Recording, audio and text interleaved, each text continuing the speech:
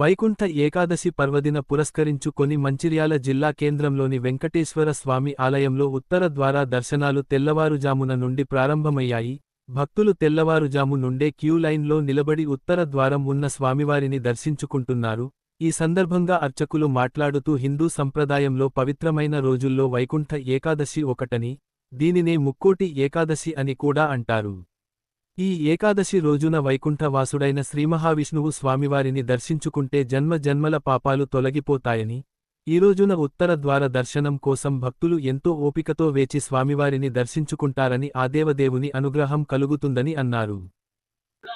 ఈ వైకుంఠ ఏకాదశి పురస్కరించుకొని భక్తమహాశయులు ఉదయం 4:30-5 గంటల నుండి బాలు తీరి వచ్చి ఆ వైకుంఠ ద్వారంలో స్వామివారిని దర్శించుకొని స్వామివారి భజనాది కార్యక్రమం వించుకొని అర్చనలు గావించుకొని తీర్థప్రసాదాలు గ్రహించి కృతార్థులైనారు.